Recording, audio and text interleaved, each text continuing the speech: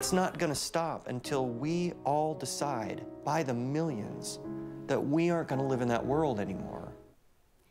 It was one of the most heinous hate crimes our nation has ever witnessed. On October Day, nearly 20 years ago, a young man by the name of Matthew Shepard was tied to a fence in a field outside Laramie, Wyoming. There he was brutally attacked and left to die simply for being gay. Matthew was found nearly a day later, but died shortly after in a Fort Collins hospital. Since then, his family has established a foundation in his name determined to erase hate and change response to the LGBT community. Today, we are so fortunate to have his mother, Judy, here in studio to talk more about the mission. I know you've been talking to groups, LMU, you have some other speaking engagements here in East Tennessee, but I can't imagine what the last 20 years have been like for you. We were just talking about the genesis for the foundation to pay tribute and to carry on Matthew's name, but that wasn't really the plan those early days in the hospital. No, there was always just a spark of hope that Matt might survive his injuries. But we got a lot of mail while Matt was there wanting us to use our voice to talk to parents of gay children and convince them they should stop throwing their children away because they were gay. We'd lost Matt to a violent crime, and we loved and accepted him no matter what. He was our son. And other families felt if we could communicate that to other families who'd been throwing away their children, perhaps they would reconsider that move. And you've been having that conversation for the last 20 years. We have. Talk about this mission and the impact that you're having across the country. Well, what happened to Matt was really one of the very few things that struck national news regarding the lesbian, gay, bisexual, transgender community.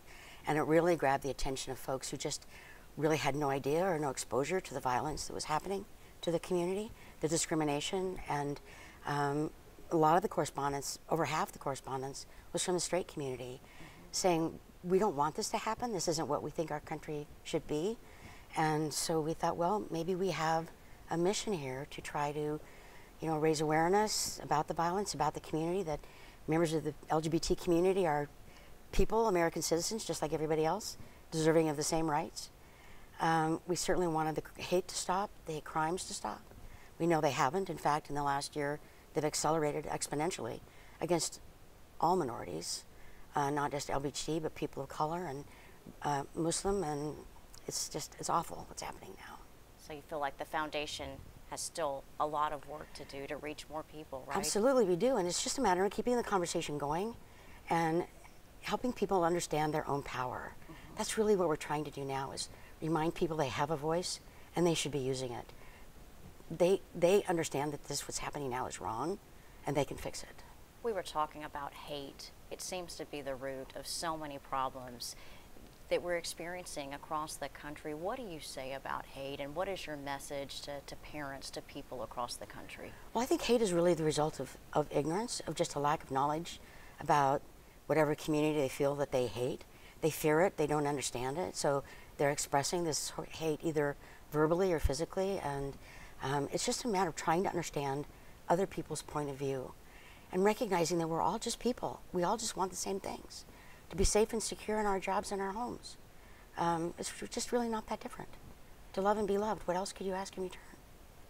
Do you feel like you've made an impact the last 20 years? I feel like we have made an impact, and I think at large, all the LGBT organizations and members of the community had made great strides until last year, and things started to turn around. Protections were removed, questions were raised, our leadership changed from understanding and accepting to rejecting and more bias situations. Where can people learn more about your foundation? We have a website, MatthewShepard.org. It's based in Denver. Our offices are in Denver. And we just really would appreciate hearing from anybody, and anybody who wants to help us, reach out. Yeah.